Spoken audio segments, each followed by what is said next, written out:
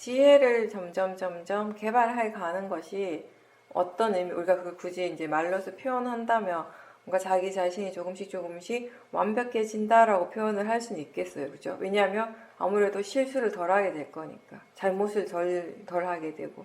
그런 의미에서. 근데, 우리가 성인이 아닌 이상, 아라한이 아닌 이상은 완전히 우리가 원하는 만큼 그렇게 완벽한 그런 상태가 되기는 어렵겠죠. 근데 다만 좀 전에 얘기한 것처럼 뭐가 일어나더라도 일어나는 것을 있는 그대로 받아들일 수 있는 그 마음, 그 지혜가 그냥 그 자체가 우리한테는 완벽이에요. 완벽한 것인 거죠. 그런 지혜가. 나는 완벽하지 않지만 지혜 자체는 사실 완벽한 거니까.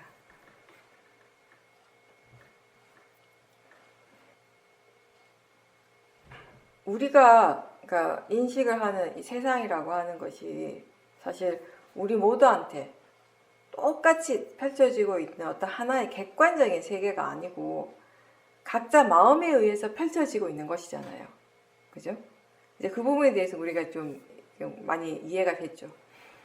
그러니까 마음과 상관없는 어떤 전혀 어떤 별개의 세상을 보는 것이 아니라 마음에 의해서 인식되고 펼쳐지는 것이 그게 바로 우리의 세상인 거죠. 그렇기 때문에 어떤 마음으로 지금 보고 있는가, 어떤 마음가짐으로 대상을 아는가가 굉장히 중요할 수밖에 없는 거예요. 마음하고 전혀 상관없이 그냥 뚝 떨어져서 어떤 객관적인 세상을 그냥 그대로 보기만 한다면 마음이 그렇게 안 중요할 수도 있지만 우리가 아는 모든 것들은 결국 어떤 이 마음에 의해서 인식되고 그 마음에 의해서 지금 알아지는 것들이 전부잖아요. 그러니까 지금 어떤 마음으로 보고 있는가가 중요할 수밖에 없는 것이라는 거죠. 대상의 의미, 대상의 가치가 그 대상을 인식하는 그 순간의 마음의 견해, 마음의 상태와 밀접하게 관계 있는 것이죠. 그래서 마음을 아는 것을 우리가 자꾸 중요하다고 하고 강조하는 것이에요. 대상이라고 하는 것이 절대로 마음으로부터 완전히 독립된 것이 아니고요. 그리고 견해가 바르지 않을 때 이 마음도 대상의 영향을 받게 되는 것이고요. 하나의 마음이 일어나면서 하나의 세상이 일어나는 것이에요. 소리를 아는 마음이 일어나면서 듣게 되죠. 또 들으면서 동시에 느낌이 일어나죠. 생각이 일어납니다. 소리에 대해서 생각하고 판단하는 마음이 동시에 일어납니다. 이게 순차적으로 일어나는 원인 결과가 아니라요. 동시에 일어나지만 그 관계가 원인과 결과라는 것입니다. 하나의 마음이 듣는 그 소리라고 하는 이 대상을 아는 이 마음이 하나가 일어나면서 우리에게 하나의 세상이 이렇게 펼쳐지는 것이에요.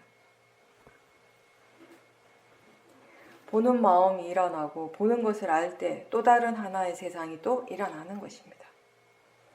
맛과 냄새를 알 때도 마찬가지고요.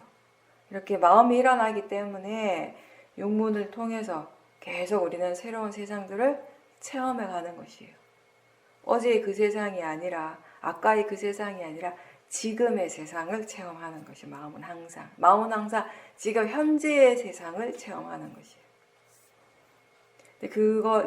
그것이 결국 그 각각의 조건에 따라서 일어나고 있고 또 그것을 체험하는 것 또한 내가 아니라 각각의 서로 다른 마음이라는 것입니다.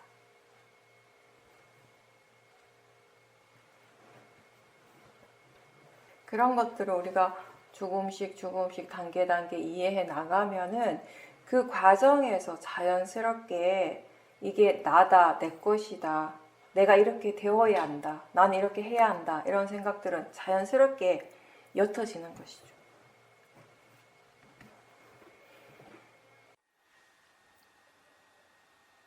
예전에 수행할 때 행선은 잘 되는데 자선은 어려웠었는데 어느 순간부터 이제 자선하는 것이 쉬워지고 그러면서 행선과 자선이 비슷하다라는 것을 알게 됐다라고 하셨습니다. 근데 이제 자선을 잘 하고 있는데 어느 순간에 몸이 있는 것이 아니고 다음 부분에 감각만이 그때 알아졌고 그런 감각을 제외하고는 몸이란 거는 없는 거네라고 하는 이런 생각이 떠올랐다고 하셨고요. 그러면서 이게 좀 더 확장이 돼가지고 저기 보이는 뭐 벽이나 소파 또 내 몸과 같다라는 생각을 하니까 벽도 없어지고 집도 없어져 버렸다는 그런 마음이 일어났다고 하셨어요. 눈을 감고 있으니까 실제로 그때 분명하게 알 수 있는 것은 소리, 감각 이런 것밖에 없고 나머지는 다 아무것도 없다라는 생각만 일어났다라고 하셨고요. 그리고 이때부터 자선을 할 때 몸이라든지 집 이런 것들에 대해서 생각을 하면 몸도 모르겠고 집도 모르겠고 하는 그런 이제 마음, 그런 생각이 일어난다라고 하셨습니다. 그런데 이제 어쨌든 그때부터 이렇게 자선하는 것 자체는 예전보다 굉장히 쉬워졌다라고 하셨습니다.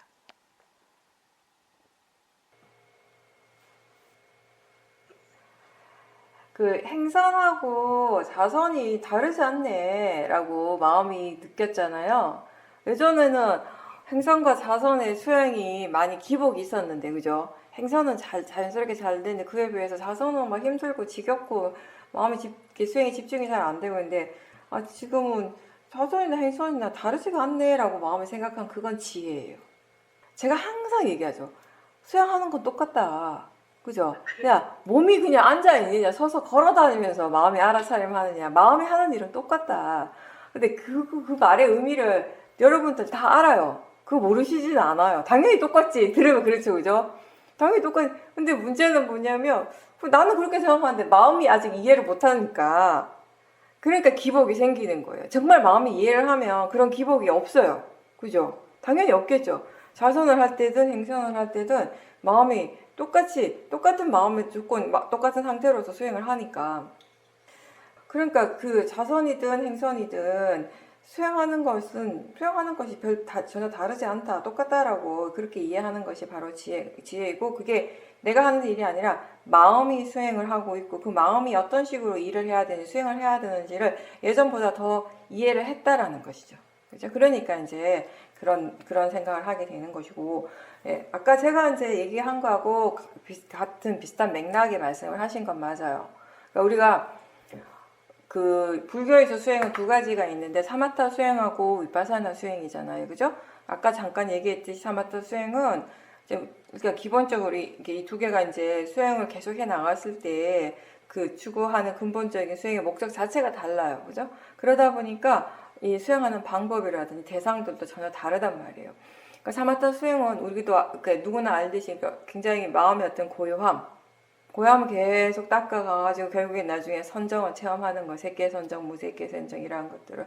그러니까 지난 시간에 박서인 보살님이 그 마음이라는 항상 함께라는 마음부수 7가지 얘기하면서 그 집중하는 거 말씀하셨잖아요, 그죠? 그 중에 이제 그때 그 마음부수가 액가같다예요. 그 액가같다라고 하는 거, 마음이 대상을 알 때 그 대상을 향해서 아주 찰나적인, 정말 찰나라고 하는 건 진짜 짧은 순간이잖아요. 우리가 짧다라고 느끼는 그 순간보다 훨씬 더 짧은 순간이잖아요. 우리가 느낌으로서 체험해보지 못한 그 찰나죠.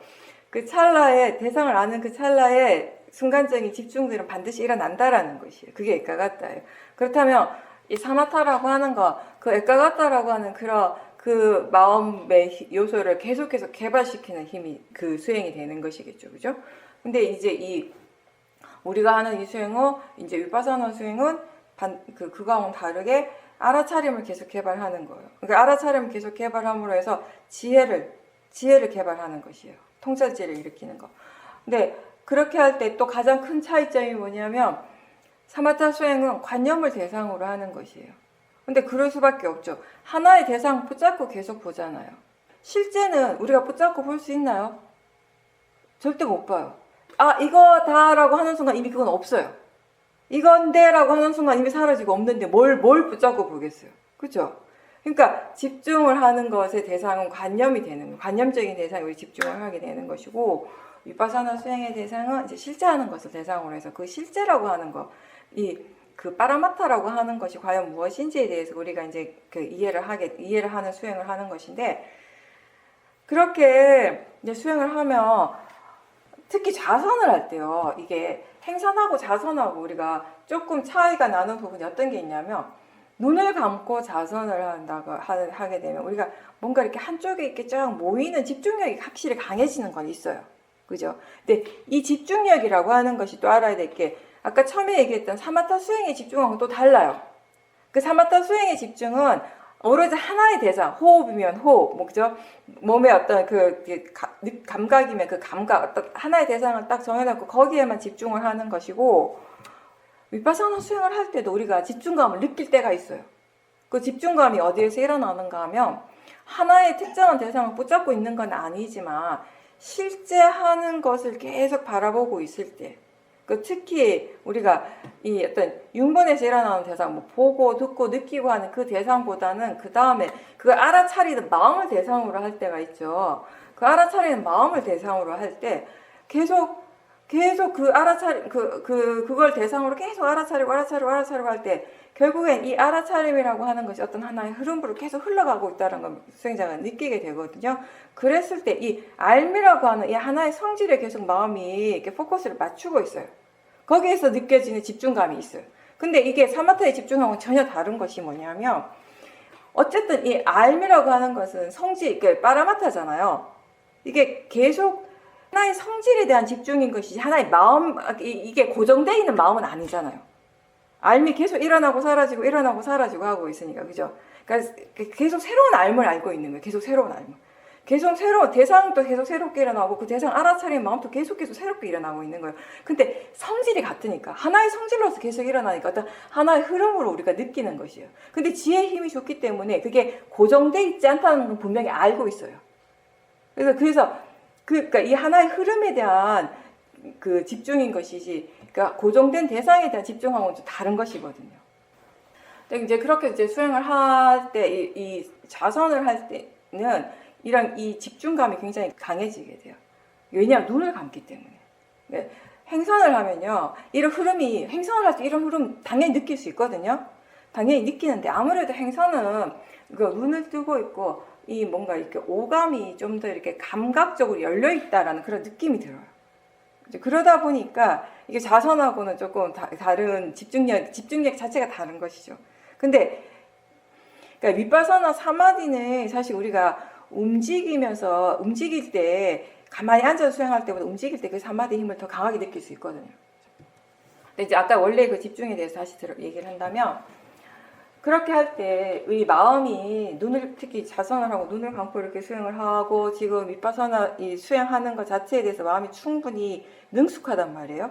수행을 지가 알아서 해요. 내가 지금 수행한 상태가 아니에요. 그냥 내가 하는 정도라면 다만 가끔 한 번씩 그냥 뒤에서 알아차리고 있는 마음을 확인하는 그런 정도. 그냥 가볍게 확인하는 정도. 그런 정도만 하고 있어요. 나머지는 마음이 그냥 알아서 하고 있거든요. 근데 이때 이게 이 마음의 대상이 그냥 오로지 실제이잖아요. 그죠?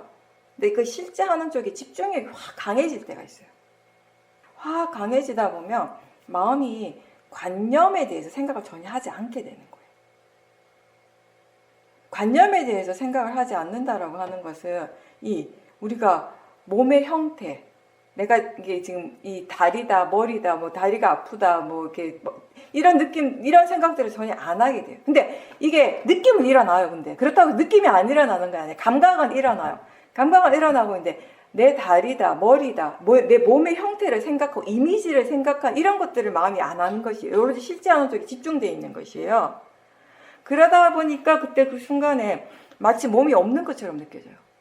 그때 몸이 없다라고 생각하는 이유는 그때 그 몸은 관념화된, 이미지화된 몸인 것이에요. 거기에 대한 생각 자체를 안 하기 때문에. 그럴 때가 있거든요. 근데 진짜 몸이 없어졌느냐? 그건 아니잖아요. 그래서 제가 그 얘기하거든요. 그럴 때 눈을 뜨라고 해요. 눈 뜨면 몸이 바로 보이잖아요. 있다라는 게 바로 알잖아요. 처음에 보살님 그랬잖아요. 그게 진짜 신비한 체험인가? 뭐 이런 얘기를 하셨는데, 진짜 몸이 사라졌다면, 그래서 내가 투명 인간이 됐다면 진짜 신비한 체험 맞아요, 그거는. 그거는 진짜 신비한 건데, 그건 텔레비전 나와야 되죠, 그죠? 몸이 진짜 사라져. 딴 사람이 나를 못 봐, 나도 못 봐, 나를. 그건 진짜 신비한 체험인데, 근데 그건 위파사나 수행해갖고는 안 되고요. 그런 체험은 못 하는 것이고, 그래서 몸이 사라졌다라고 하는 건, 그냥 몸에 대한 관념이 사라진 거야, 잠깐, 그 순간에. 예. 그렇게 이해하시면 돼요. 같이 그게 보살님 같은 경우는 확장이 된 거죠. 그런 관념들이 이제 몸에 대한 관념만 있는 것이 아니잖아요. 보살님 말씀하셨듯이 집이라고 하는 것도 관념이에요. 벽이라고 하는 것도 관념인 거죠. 그러니까 그런 것들에 대한 생각들이 순간적으로 이제 그러니까 마음이 거기에 대한 관념에 대한 생각을 전혀 안 하는 상태인 거죠. 그대로 그냥 실제 하는 쪽에만 집중하기 때문에 그냥 소리만 있는 거예요. 소리만 일어나고 있고 소리를 알고 있고 그 느낌, 감각 이러한 것들만 일어나고 있을 뿐이라고 마음이 그렇게 그 순간에 마음이 그렇게 생각을 한 거죠. 근데 그럴 때 눈을 뜨세요. 눈을 떴을 때 이런 관념적인 것들이 들어오게 되잖아요. 그죠? 우리가 지혜가 좋다라고 할 때 그 지혜는 관념과 실제를 함께 아는 것이에요. 그리고 그 동시에 무엇이 관념이고 무엇이 실제인지를 아는 것이 지혜이고요. 관념은 어떤 역할을 하고 실제는 어떤 역할을 하고 각각의 작용이 어떻게 다른지를 아는 것이 지혜인 거죠. 자칫 잘못하면 그럴 때 계속 눈을 감고 그게 빠져버리면요. 자칫 잘못하면 이렇게 뭔가 이렇게 약간 무기 같은 느낌이 들 수 있어요. 우리가 왜 무기에 빠진다라고 그런 얘기를 하잖아요. 자칫 잘못하면. 그러니까 눈 뜨고 그냥 보이는 것을 알아차림하시면 되죠. 그 순간. 그러면 그 마음은 금방 깨어나거든요. 그렇게 몸이 없다라는 생각이 들 때 눈을 뜨면은 몸이 지금 있네라고 그렇게 마음이 또 알게 되는데 근데 다시 눈을 감으면 몸을 상상하는 것이 이렇게 어려운 일인가라는 그런 생각이 든다라고 하셨습니다. 그러니까 그 순간에는 그럴 수 있어요. 그게 뭐냐면요. 진짜 이게 마음이 하는 거지 내가 하는 일이 아니라는 것도 그대로 보여주는 거예요.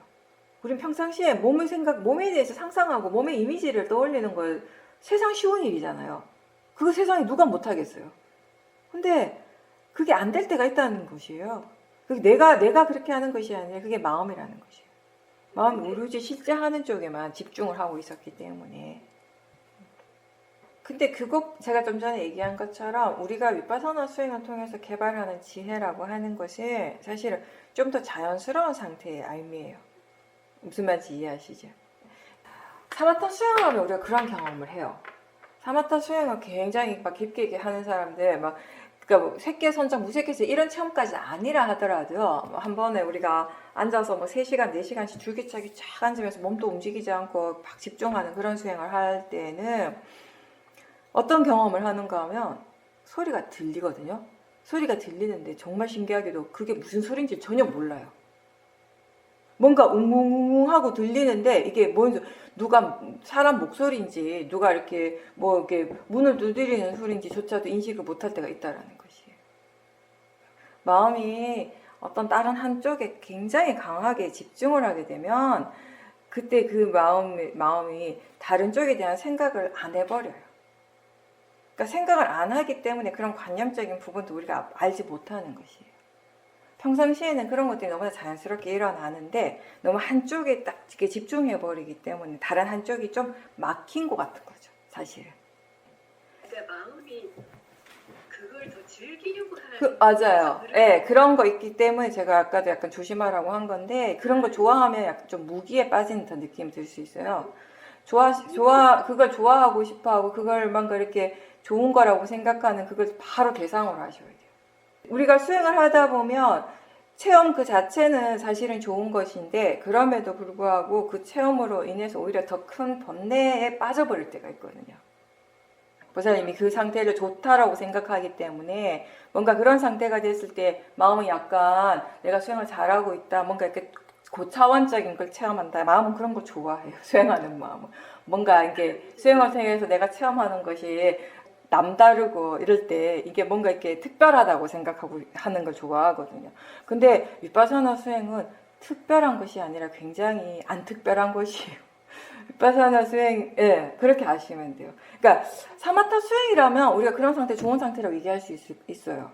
다른 것들이 전혀 생각하지 않고 하나에만 집중을 하기 때문에.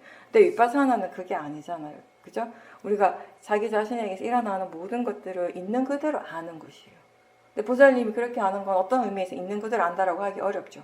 있는 그대로라고 할 때 그 말은 관념과 실제를 다 아는 것을 얘기를 하는 것이에요.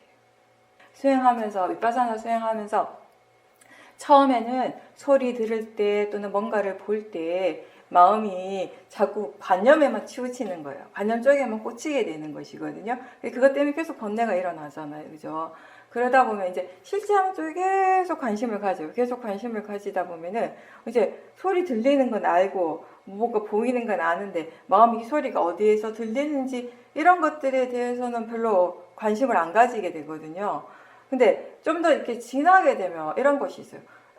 마음이 다 알아요. 소리 들리는 것도 알고 이 마음이 어디서 그러니까 방향감 이런 것들도 다 방향이라든지 거리라든지 뭐 이런 것들에 대한 암도 다 함께 일어나요. 근데 그때 지혜가 있기 때문에 이게 관념이고 이게 실제라는 것을 분명하게 알고 있는 이해하고 있는 마음이 있기 때문에 굉장히 자연스러워지는 것이에요.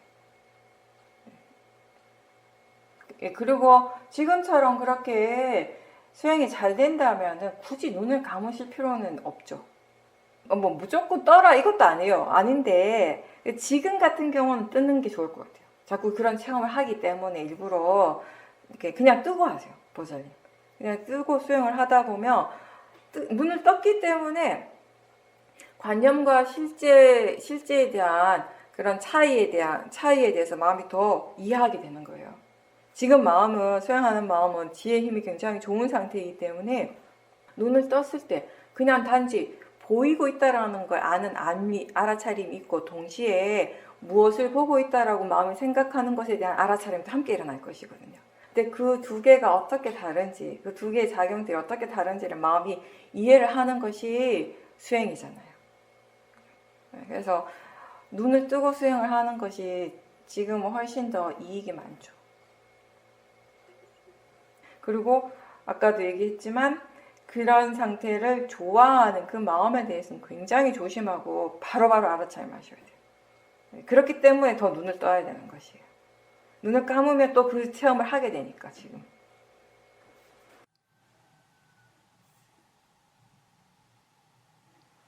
어머니와의 관계에서 오랜 세월 동안 반복돼서 일어나면서 어떤 식의 번뇌들은 이미 패턴화 되어가지고 지금도 이제 그런 번뇌들이 자주자주 일어나는 경향이 있는데 마음에 힘이 있을 때에는 그렇게 일어나는 마음들, 번뇌를 대상으로 이렇게 떨어져서 잘 보게 되지만 마음 힘이 또 약할 때는 대상에 붙어버리고 이러한 상태를 왔다 갔다 계속 이제 반복해 왔습니다.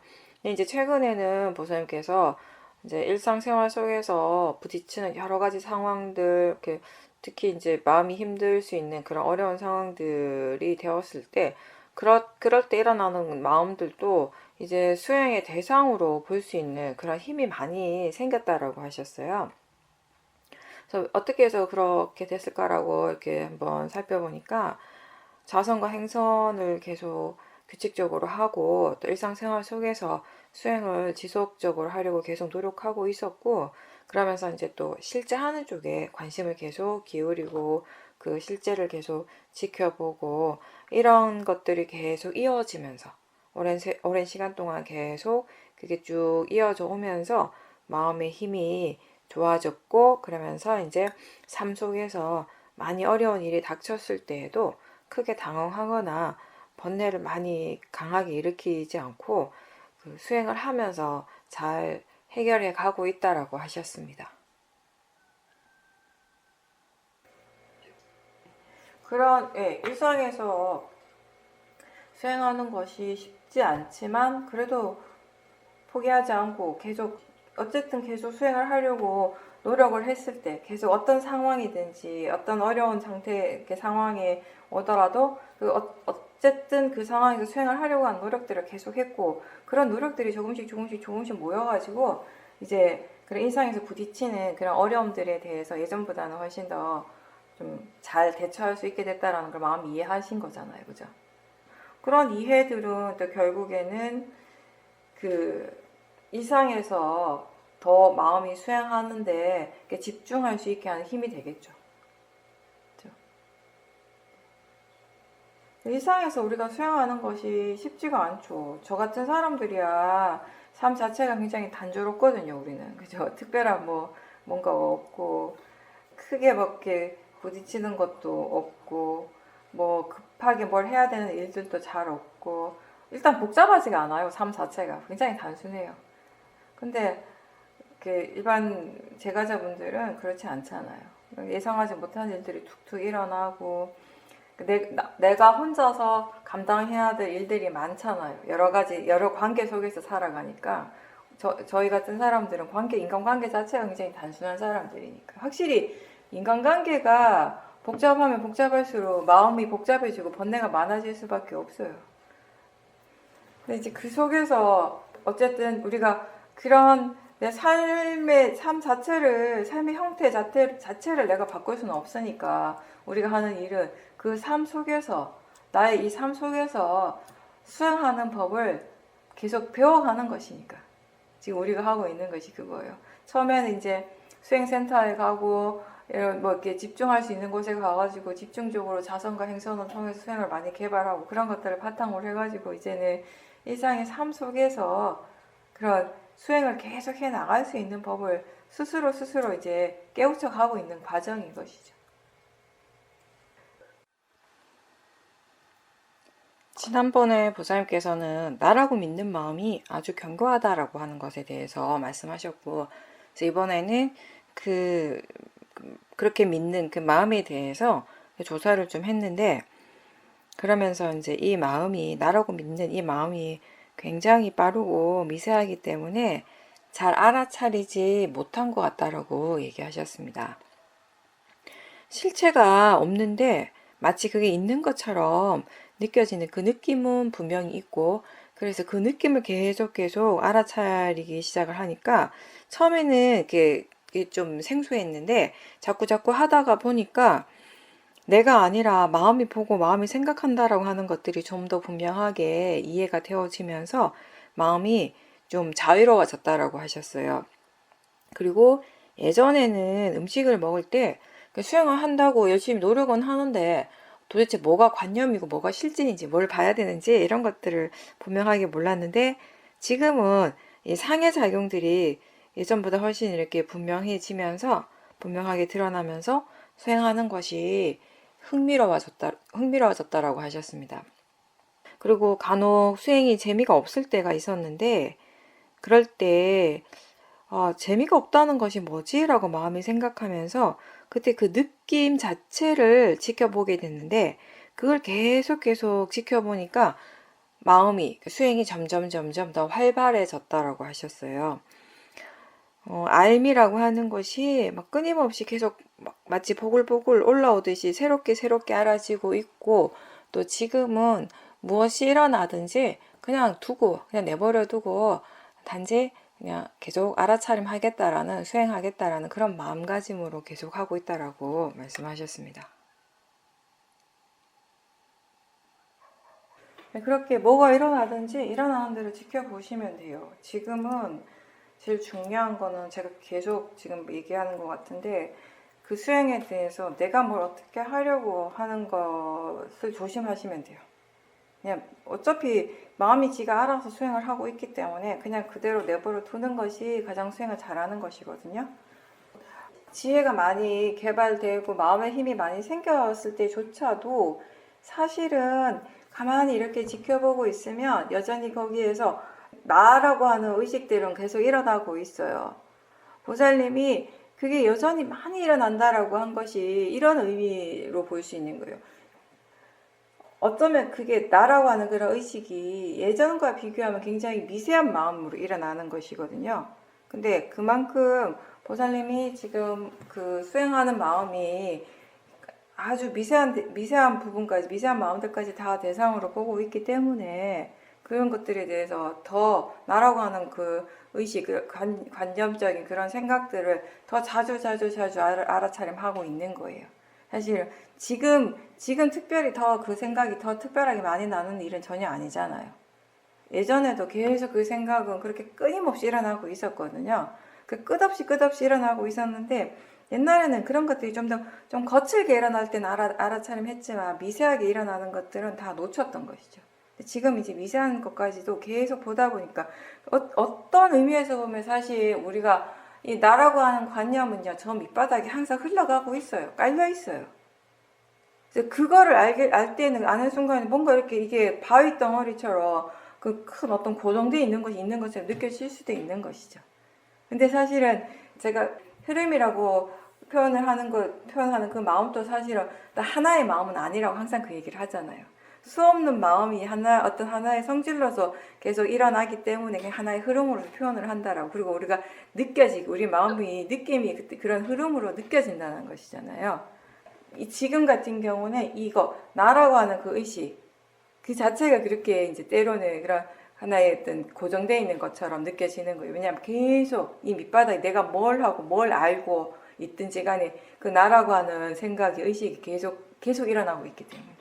그 마음을 함께 보고 있기 때문에 그렇게 느껴질 수 있는데, 그건 그냥 그렇게 일어나는 마음의 일인 거죠.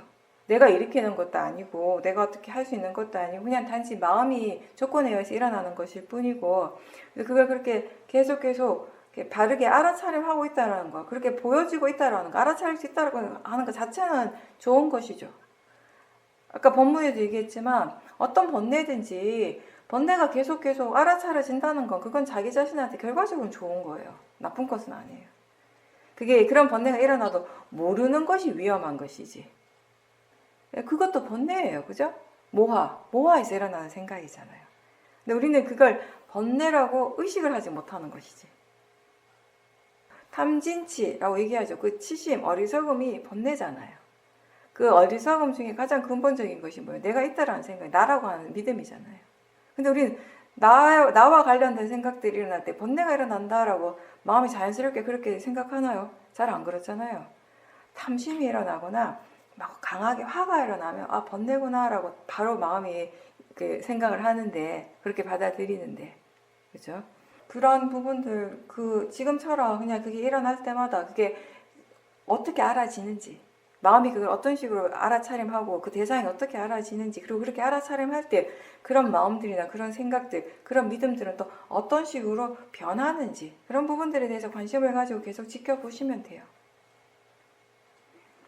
그리고 수행에 대해서 수행하다 보면 수행이 재밌을 때도 있고 흥미로울 때도 있지만 재미없을 때도 있죠. 수행하기 싫을 때도 있죠. 그죠? 근데 수행하기 싫고 수행이 재미없다고 느껴질 때 제일 핵심적인 수행 방법은 그 마음 자체, 재미없어 하는 것도 마음이잖아요. 하기 싫어하는 것도 마음이에요. 그거를 대상으로 지켜볼 수 있다면 그건 큰 문제가 안 돼요. 근데 왜 그게 수행자들한테 문제시되냐면 그걸 대상으로 못 보기 때문에 그런 거예요. 못 본다라고 하는 건 그 마음을 그냥 내버려 둘 수밖에 없다는 것이거든요. 우리가 때로는 지금 일어나는 마음이 불선법인 거 알죠? 아는데 그걸 대상으로 바로 지켜볼 수 있는 힘이 없을 때가 있어요.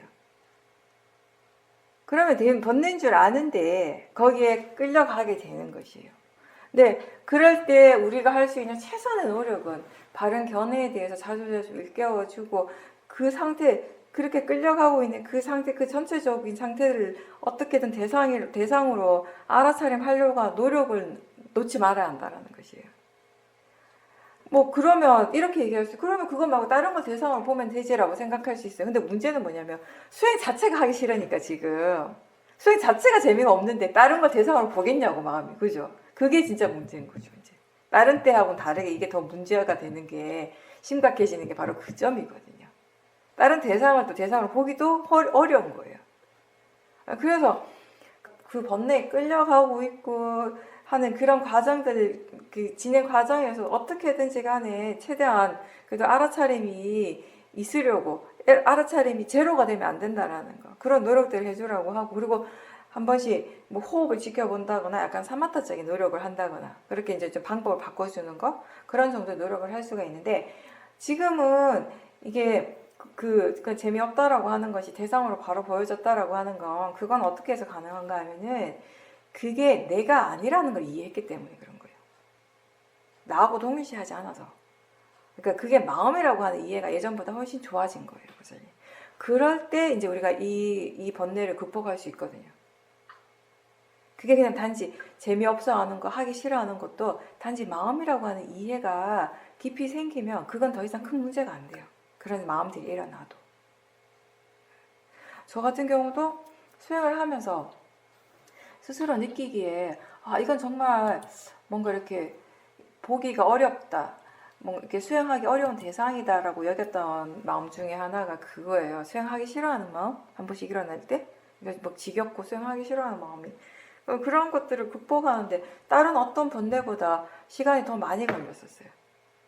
그게 이제 언제 해결이 되었냐면 우리가 마음에 대한 이해가 더 많이 생겼을 때, 마음 자체에 대한 이해들이 더 깊게 생겼을 때, 그렇게 했을 때 그런 전반적인 이해가 바탕으로 돼가지고 하기 싫어하는 거, 재미없어 하는 것 또한 마음이라고 하는 이해가 이제 같이 생기는 거죠. 그죠? 이제 그랬을 때 이거 이제 더 이상 때때로 수행 재미없다라고 하는 마음이 일어나고 그런 느낌이 일어날 때도 예전처럼 그게 큰 문제가 안 되는 거예요, 전혀. 다시 그걸 마음으로 지켜보고 대상으로 지켜보면 되니까. 며칠 전에 경행을 하시는데 전체적으로 이제 보이면서 사띠도 명료해졌고, 근데 이제 그때 느낌이 그 집중 수행을 할 때처럼 뭔가 이렇게 집중되는 알아차림이 계속 지속되고 있었다라고 하셨습니다. 그러다가 마음이 문득 이거는 뭐지? 라고 하는 그런 질문을 하게 됐고, 그러면서 마음이 뭔가 이렇게 확 트이고 오픈되는 느낌과 나면서 아까와는 또 다른 수행하는 마음의 가벼움이 있었다라고 하셨습니다. 수행을 할 때 대상 중심으로 수행할 때가 있고, 마음을 더 많이 이렇게 마음을 대상으로 할 때가 있잖아요, 그죠?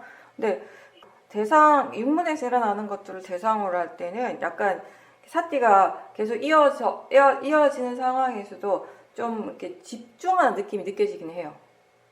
네, 근데 만약에 나중에는 아마도 그 알아차리는 마음을 다시 대상으로 하셨을 수도 있죠. 다음에 또 보살님께서 그런 경험을 하시면 한번 왜 그런가 한번 조사를 한번 해보셔요. 왜냐면 이렇게 달라지는 건 뭐 여러 가지 이유가 있을 수 있으니까. 처음에는 사티가 이끌어가는 수행을 했고 나중에는 지혜가 이끌어가는 수행을 해서, 우리가 수행을 하면 기본적으로 이제 수행할 줄 아는 그런 힘이 있을 때에는 잠깐 뭐 자선 뭐 1시간, 행선 1시간 이런 정도 이렇게 하지만 그 1시간 이런 정도의 시간에서도 사실 그 안에서도 마음의 힘이 많이 달라질 수 있거든요. 보이는 걸 알고, 들리는 것을 알고, 뭐 느낌을 알아차리고, 생각을 알아차리고, 그때그때 알 수 있는 대상들, 일어난 대상들을 바로바로 이제 계속 알아차림을 하면서 대상은 바뀌지만 알아차림 자체가 계속 유지가 되는 거죠. 그렇게 되면서 알아차림의 힘이 점점 생기게 되는 건데, 알아차림에 힘이 생긴다라고 하는 건 결과적으로 오력의 힘이 좋아지는 것이고 지혜가 이제 개발되고 있다라는 것이죠.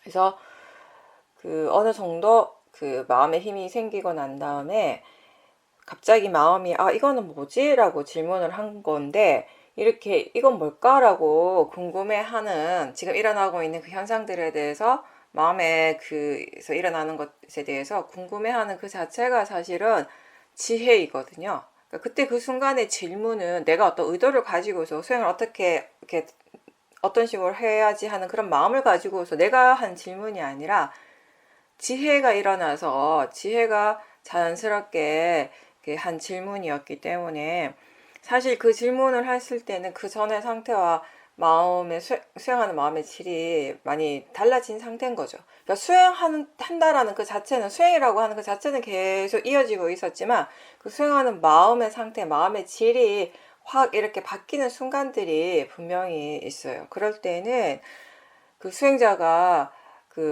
느끼기에 같은 수행하는 마음이지만, 그러니까 수행한다라고 하는 점에서는 같지만 마음의 느낌이 확연하게 달라진다라는 것을 알 수가 있습니다. 그래서 우리가 수행을 하다 보면 그 번뇌가 일어나서 수행하는 마음의 질이 확 떨어질 때나, 아니면 계속 좋은 마음들이 계속 개발되어서 오력의 힘이 좋아지고 특히 지혜가 일어나는 그런 순간이나 뭔가 이렇게 변화가 생겼어요. 마음의 질에 변화가 생겼을 때 그 어떤 식으로 또 뭐가 그 원인이 돼서 바뀌었는지에 대해서 금방 알 수는 없더라도 그 느낌적으로 확연하게 확 달라진다라는 것은 누구나 알 수 있기 때문에, 그 느낌을 통해서 지금 수행이 좀 뭔가 달라졌다, 수행하는 마음의 질이 달라졌다라는 것을 금방 알 수 있게 되는 것이죠.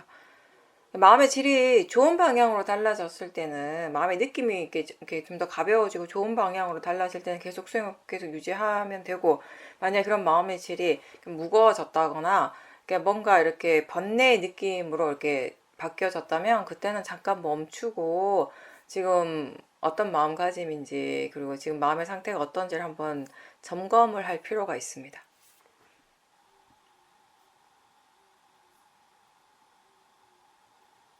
대보살님께서는 지난 주말 동안에 혼자 계실 수 있어서 그냥 자연스럽게 수행을 한번 해보자라는 마음가짐으로 좌선도 하고 경행도 하면서 계속 이제 수행을 이어나가셨는데, 그러면서 보니까 마음이 어떠한 기대라든지 바라는 거 이런 거 전혀 없이 그냥 수행하는 그 자체에만 마음을 두고 있을 수 있었다라고 말씀하셨습니다. 그렇게 했을 때 이 수행하는 그 자체가 너무 행복했고, 그리고 그것이 그냥 하나의 온전한 나의 어떤 세상인 것처럼 느껴졌고 많이 평온함을 느꼈다라고 하셨습니다. 탐심 없이 진심 없이 수행하시니까 수행하는 마음이 그렇게 편안한 거죠. 너무 우리가 너무 당연한데 너무 잘 알겠는데 잘 안 되는 거죠, 이게. 이렇게 하면 진짜 좋다라는 거는 진짜 알겠는데 이제 그게 잘 되지는 않는 거예요. 왜냐하면 어쨌든 그 탐심 없이 진심 없이 수행을 하는 것도 그것도 내가 그렇게 하고 싶어서 되는 것이 아니기 때문에, 내가 그렇게 하고 싶어 하는 마음이 있으면 이미 탐심이 생긴 것이잖아요. 그렇죠? 어떻게 보면 이번에 오늘 수행하시면서 정말 이게 수행이 너무 편안하고 자연스럽게 가볍게 잘 된 거잖아요. 그죠? 평상시도 보살님이 수행을 열심히 하시고 일상에서 집에서 계속 꾸준하게 수행을 하시지만 다른 어떤 때보다 자선이나 경행이 다 편안하게 자연스럽게 잘 된 것을 체험하신 거예요. 그렇죠? 네, 그 말인즉슨 다시 얘기하면 열심히 수행을 하고 바르게 수행을 하려고 노력을 하고 있는 그 과정에 그 많은 이 수행의 체험들 중에서도 역시 탐심이나 진심이 많이 일어나는 경우들이 많았다라는 것이죠. 네, 그죠? 그랬나요? 비교를 한다면. 네. 네. 우리가 항상 그 얘기 하잖아요. 이, 번뇌가 정말 없이 수행을 할 때, 번뇌가 없다라는 것이 얼마나 자기 자신에게 편안하고 좋은 것인지, 수행이 얼마나 좋은 것인지를 우리가 이해할 수 있고, 동시에 이게 어떤 지혜도 생기냐면, 분명 이전에 얼마나 우리가 번뇌를 가지고 수행했는가를 이제 스스로 이렇게 분명하게 또 깨닫게 되는 기회가 되기도 하는 거죠. 반대로 얘기를 하면. 보살님께서 수행이 제일 잘 될 때는 빠라마타만 아는 그런 순간들을 그냥 느낌으로 알고 있다라고 그렇게 생각을 했는데, 그런 상태에서는 모든 것이 그냥 암 안에 있다라고 그렇게 느껴졌다라고 하셨어요. 계속 알 자체가 일어나고, 그럼 모든 것들이 아주 빠르게 일어나고 사라지기 때문에 어떤 식으로 그걸 개념화하기 힘들어서 그냥 암 속에 다 있다라고 그렇게 표현을 한다라고 하셨고요. 수행을 계속하면서 자기 자신에게서 일어나는 것이지만 그것을 스스로 개념화하지 못하는 것도 굉장히 많은데, 그거를 좀 개념화하려고 한 노력을 어느 정도 좀 하고 있었는데, 지금은 그런 노력들은 하지 않고 그냥 일어나는 대로 그대로 두겠다라는 그런 마음가짐으로 수행하고 있다라고 하셨습니다. 네, 당연히 그러셔야죠. 그 개념을 하나하나 왜 알려고 하셨어요? 그거를, 예, 아니, 그냥, 보살님, 뭔가를 개념화하는 것도 그렇고, 또 이렇게 실제하는 것도 우리가 항상 얘기하듯이, 그게 나하고 상관없이 일어나는 각각의 마음의 작용이잖아요. 그죠? 그리고 이게 마음의 작용이라고 한다면, 다시 얘기하면, 이 각각의 것들이 정말 빠르게 일어나는 것이에요. 그리고 어떤 것들은 거칠게 일어나지만 어떤 것들은 굉장히 미세하게 일어날 것이에요. 그죠? 그러니까 아무리 내가 이 개념화하는 과정들을 다 보려고 해도 그걸 다 못 봐요. 어떤 부분들은 개념화가 안 되네라고 하는 것도 내가 모르는 것이지 저 밑바닥에서는 마음이 이미 개념화 시켰어요. 이 생각이라고 하는 것만 봐도 사실 우리가 알아차릴 수 있는 생각이 얼마 안 되잖아요. 그냥 일어났지만 그냥 흘러보내는 생각들이 사실 대부분이거든요. 그러니까 미세한 생각들이 굉장히 많은 거예요. 근데 생각이 일어났다라고 하는 건 어떤 의미에서 이미 개념화가 됐다라는 것이거든요. 그러니까 이런 모든 개념화, 마음이 어떤 개념화 시키는 이 모든 것들을 내가 다 알 수는 없죠. 그건 절대 불가능한 것이죠. 그 중에 일부러 우리는 알아차림할 수 있는 것이에요. 일부러 알아차림할 때, 그때 이거는 그 관념적인 작용이고 이거는 실제를 아는 알아차림이구나. 이걸 이제 안다면 거긴 지혜가 있는 것이고요. 그냥 내버려 두세요. 그냥 내버려 두고 그냥 지금 알 수 있는 만큼. 그러니까 내가 뭘 어떻게 하려고 하지 않고 그냥 자연스러운 상태에서 그냥 알아지는 것들을 알되 그 알아차림이 최대한 이어지도록 노력하는 것인 거죠. 그런 정도의 수행을 가볍게 하시면 나머지는 그게 계속 이어지게 되면 계속되면은 나머지는 마음이 또 알아서 하는 것이니까요. 그죠? 지혜가 이게 더 깊어지면 자신이 이해한 것에 대해서 우리가 좀 더 잘 표현을 할 수 있다라고 하는 그런 얘기를 들어서 보살님께서는 이제 좀 더 그런 본인이 이해한 것들에 대해서 아는 것들에 대해서 좀 더 표현하고자 하는 그런 마음을 일으켰다라고 하셨습니다. 근데 그거는 지혜가 진짜 자연스럽게 그렇게 되는 거니까. 그러니까 내가 그럴 때는 어떤 느낌이냐면 표현을 하면서도 내가 깜짝 놀래요. 이런 말을 하다니. 약간 이런, 이거 내가 하는 말이 아닌데? 약간 이런 느낌인 거죠. 그러니까 이거를 뭔가, 내가 나한테 일어난 지혜를, 이런 뭔가를 좀 더 표현을 잘 하고 싶다고 막 머리로 생각을 해가지고 나오는 생각이 아닌 것 같은 느낌. 보살님 스스로 그때 그 순간에 어떤 지혜가 일어나고 있는지 그런 것들에 대해서는 표현은 안 하지만 뭔가를 알고는 있어요. 그러면 상관없어요. 지혜가 있다라고 하는 것은 내가 개입을 하지 않는 것이잖아요. 그죠? 뭐가 일어나더라도 그게 그냥 자연적 이치로서 그냥 법이 지대로의 성질대로 그것이 이치대로 일어나고 있다라는 것을 분명하게 이해하는 지혜가 있기 때문에 참견하지 않죠. 그냥 내버려 두게 되는 것이에요. 근데 뭔가 번뇌가 일어났다, 반응을 한다라고 하는 건 번뇌가 일어난 것이고, 번뇌가 일어났다라고 하는 건 이미 뭔가 거기에 지금 견해가 바르지 않는 것이고, 그죠? 여러 가지 마음의 조건들이 달라지게 된 거예요. 우리가 마음의 상태가 굉장히 좋을 때, 지혜가 좋을 때에는 그냥 보살님 말씀하신 것처럼 그냥 알아지는, 근데 아는 성질이 계속해서 일어나고 있다라는 거, 그런 느낌으로 이제 수행을 하게 되죠. 근데 사실은 그때도 그 상황에서도 대상과 대상을 지켜보는 마음, 대상과 마음은 계속 일어나고 있는 것이거든요. 지켜보고 관찰하는 마음들은 계속 일어나고 있는 것이에요. 그렇죠? 수행을 하다 보면 마음의 상태가 아주 좋을 때도 있고 또 그거보다 조금 못할 때도 있고 하는데, 그리고 또 번뇌가 일어날 때도 있고, 마음의 상태가 아주 좋을 때 어떠한 것도 그냥 다 받아들이고 그냥 단지 알미 일어나는 그런 순간들이 또 계속 유지가 되는 것은 아닌데, 근데 그런 상태들, 그런 마음의 그런 상태들이 얼마나 일어나는지, 또 그게 몇 분이나 유지가 되는지 그런 것들에 대해서는 잘 알 수가 없다라고 얘기를 하셨습니다. 근데 그거를 유지하거나 뭘 그렇게 하는 거 그렇게 중요하지도 않고, 그걸 몇 분을 유지하고 그걸 아는 것도 전혀 중요하지가 않고요. 어차피 그거는 관념이니까. 그냥 그런 것들이 일어났을 때 다만 보살님 관심을 기울여야 될 거야. 이런 마음의 상태가 어떤 상태인지 본인이 표현을 말로서 다른 사람한테 표현하지 않더라도 본인이 지금 어떤 상태라는 것을 분명하게 알고 있는지, 만약에 그걸 분명하게 알고 있다면 그럼 그런 상태에 대해서 얼마만큼 이해하고 있는지, 그 상태 자체에 대한 이해를 얘기를 하는 것이에요. 마음이 뭔가를 이해했기 때문에, 지혜가 있기 때문에 그런 상태가 되었고, 그렇다면 그 상태 자체에 대한 이해는 또 어떻게 일어나고 있는지, 그런 부분들에 대해서 더 관심을 가질 수 있는 것이고요. 그렇게 하는 것이 이제 우리가 또 조사를 하는 것이죠. 그렇게 이제 수행을 계속 유지해 나갈 수 있는 것이고, 근데 제가 예전에 얘기를 한 거는 뭐냐면, 보살님 지금 얘기한 것처럼 상황들은 계속 달라져요. 조건에 의해서 일어나는 결과도 다 다른 것이에요. 그러니까 제가 저번에 얘기한 거는 지혜가 일어나는 부분, 어떤 한 부분에 대해서 얘기를 한 것이에요. 그게 전부를 다 커버를 하지는 않아요. 우리가 어떤 지혜가 일어날 때는 뭔가 마음의 질이 달라졌다라는 걸 분명히 스스로 느껴요. 느끼는데 그게 왜 달라진지를 몰라요.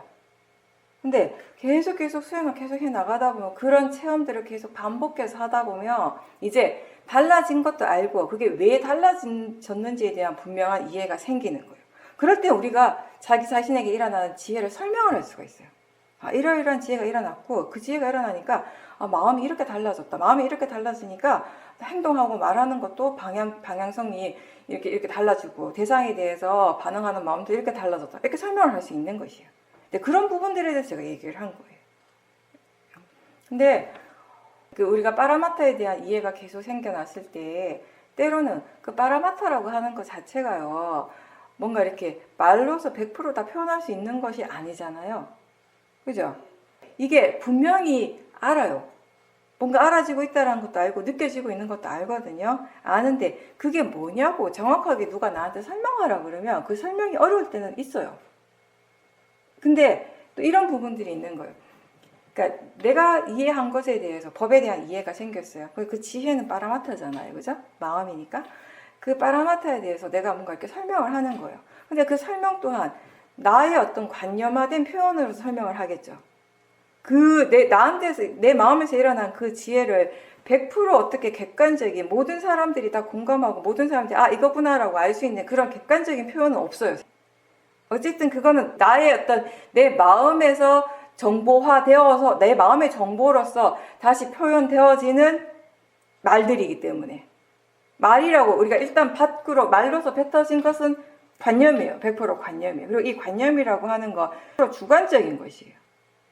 나의 어떤 내 마음에서 잠재되어 있고 학습되어진 모든 것들, 어떤 그런 종합적으로 이게 말로서 표현되어지는 것이거든요. 근데 또 재미있는 건 뭐냐면, 그렇게 내가 이해한 어떤 파라마타에 대한 것을 표현을 할 때 상대가 그 파라마타에 대한 이해가 있으면 뭔가 이렇게 공감이 되는 거예요. 그건 분명히 있어요. 근데 그게 표현 방법은 다르지만 마음이 느끼는 것이거든요.